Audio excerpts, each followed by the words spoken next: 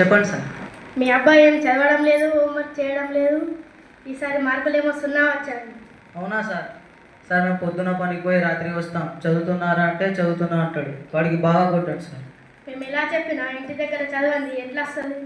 సరే సార్, నేను సాయంత్రం వచ్చినాక చెప్తాను.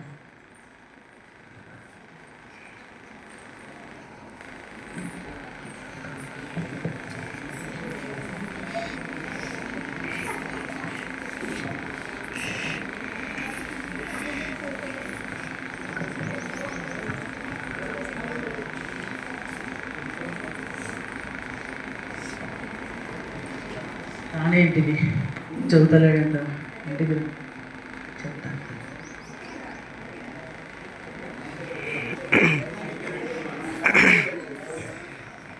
ఇంద్ర అయిపోయిందా ఆడుడు దొక్కుడు ఎగురుడు? అయిపోయినా. సరే కూర్చోండి. చదువుతున్నావా మన స్కూల్లో? చదువుతున్నా. ఏం చదువుతున్నావురా? మీ సార్ ఫోన్ చేసేసావు, ఏం చదువుతలేవంట, 0 మార్కులు వచ్చినాయంట, ఎగురుతున్నావంట, దూకుతున్నావంట. మాకేమో చిన్నప్పుడు చదివియాక ఇట్లా కష్టాలు పడుతున్నాం, నువ్వు కూడా ఇట్లా చేయబడుతుంది.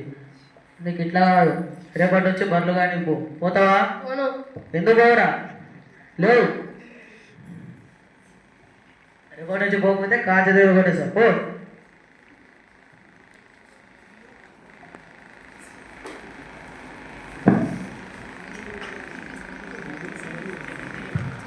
మంచిగా స్కూల్ పోయి డింగా చేసుకొని ఆవుల కాడికి పంపించారు.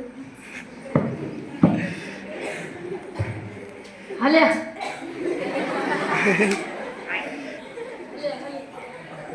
హలే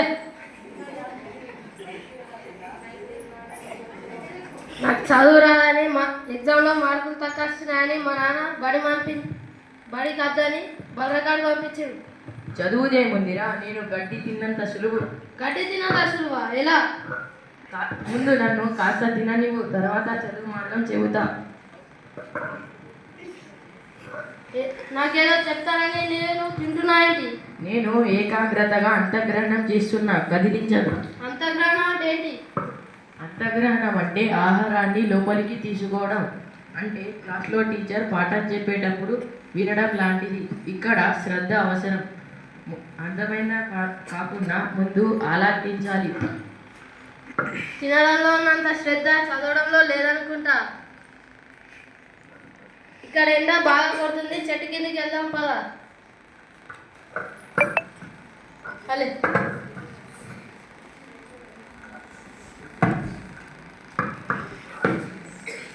ఏంటి ఒట్టిగా నోరు చప్పాలిస్తూ నమ్ముతున్నావు? దీనిని నెమరు వేయడం అంటారు. ఇందాక గబగబ తిన్న ఆహారాన్ని తిరుబడిగా నోట్లోకి తెచ్చుకొని నమలడం, ఇది చాలా ముఖ్యం. ఎందుకలా?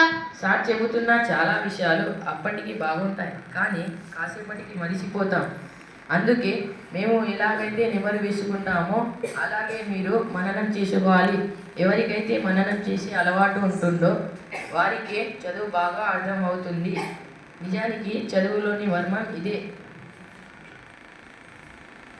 ఇక సాయంత్రం అయింది, ఇంటికి వెళ్దాం పద. అదే అదే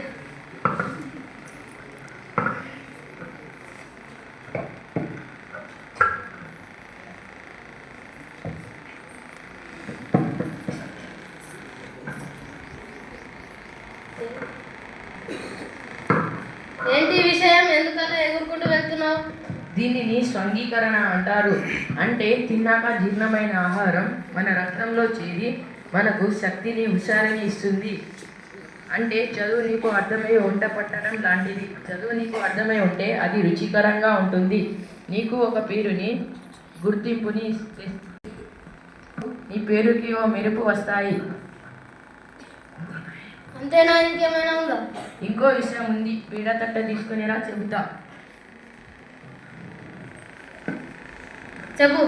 చదువులో చివరి విషయం మల విసర్జన. పనికి మాలిన పనులు వదిలేయడం. మేము ఎలాగైతే జీర్ణం కాని ఆహారం వేడ వలన విసర్జిస్తామో మీరు అలాగే టీవీలు, ఫోన్లు, కబుర్లు వీటిని విసర్జించాలి. అప్పుడు మీకు తగినంత సమయం జీర్ణం చేసుకోవడానికి దొరుకుతుంది. ఓహో, నాకు ఇప్పుడు అర్థమైంది. ఇప్పటి నుంచి బడికి వెళ్ళి బాగా చదువుకొని మంచి మార్కులు తెచ్చుకుంటాను.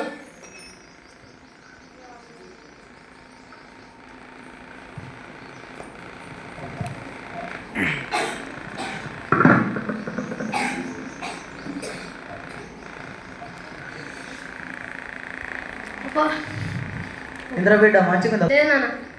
పోతావా రేపు స్కూల్కి? పోతాను నాన్న. పో.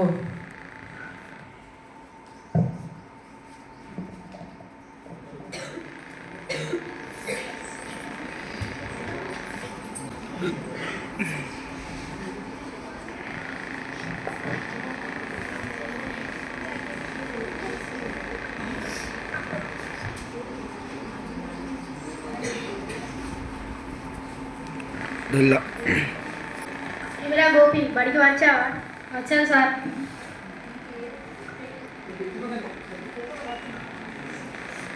వచ్చాను సార్. ఇంకొకసారి బలగండి పోతా. పోను సార్. ఇప్పటి నుంచి మంచిగా చదువుకుంటాను సార్. సరే, అక్కడ కూర్చో. ఇలా ఆ రోజు నుండి గోపి చక్కగా బడికి వెళుతూ గురువు చెప్పిన పాఠాలను వింటూ అర్థం చేసుకుంటూ నెమరు వేసుకుంటూ అంటే మరణం చేస్తూ చక్కగా చదివి పరీక్షలు అయితే రాశాడు.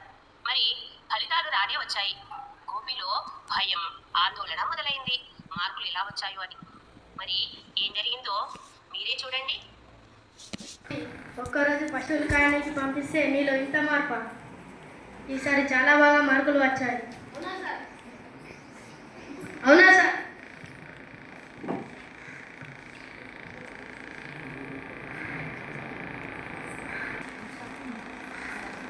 నేను బాగా చదువుకునడం వల్ల నాకు చాలా మార్కులు వచ్చాయి.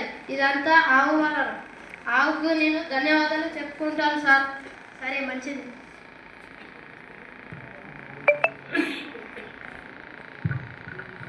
ఏంటిరా గోపి, బాగా హుషారుగా ఉన్నావు.